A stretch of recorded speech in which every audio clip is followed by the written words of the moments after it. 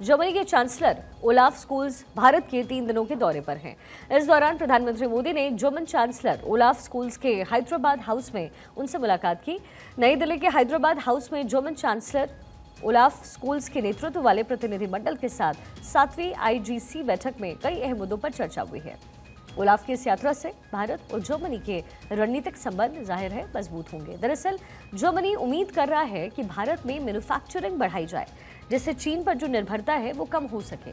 और यही वजह है कि बड़ी संख्या में जर्मन कंपनियां भारत की तरफ इस समय देख रहे हैं और उम्मीद भरी निगाहों से देख रहे हैं। आने वाले दिनों में ये जो संख्या है वो और बढ़ सकती है। जर्मन कंपनियों से अगले 6 साल में तकरीबन 4.5 लाख करोड़ निवेश भारत की संभावनाएं भारत में जाहिर की जा रही है। ये जो आंकड़ा है अभी से 2 गुना है। जानकारी के मुताबिक अगर जर्मनी से बड़ी डील होती है, जानकार कहते हैं कि अगर ये बड़ी डील हुई तो मतलब साफ है कि अमेरिका, ब्रिटेन में भी ज्यादा ये देश भारत के काम आ सकता है। जर्मनी यूरोप में भारत के सबसे महत्वपूर्ण भागीदारों में से एक है। भारत और जर्मनी एक मजबूत आर्थिक और विकासात्मक साझेदारी साझा करते हैं। जर्मनी में बड़ी संख्या में भारतीय प्रवासी भी हैं, जिन्होंने जर्मनी के विकास में सकारात्मक योगदान अपना दिया है। जर्मन चांसलर ओलाफ स्कोल्ज का ये जो दौरा है ऐसे वक्त पर है जब जर्मनी की अर्थव्यवस्था लगातार दूसरे साल मंदी के दौर से गुजर रही है।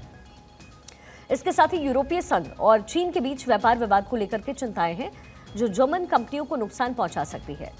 इससे पहले 2022 में यूक्रेन युद्ध की वजह से जर्मनी को बड़ा झटका लगा था, चूंकि रशिया की सस्ती गैस पर जर्मनी की अत्यधिक निर्भरता बढ़ गई और इसके बाद जर्मनी ने डी रिस्किंग की जो पॉलिसी है वो अपनाई और अब जर्मनी चीन पर भी अपनी निर्भरता को कम करने की कोशिश कर रहा है।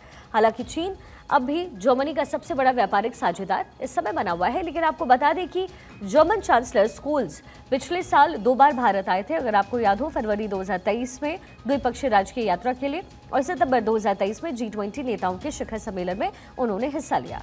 अब इस बार भी जब सारी दुनिया युद्ध के मुहाने पर खड़ी है, तब वो भारत की यात्रा पर आए हैं। तो इसका मतलब स्पष्ट है कि जर्मनी अब भारत के साथ विकास यात्रा पर आगे निकलने की कोशिश कर रहा है।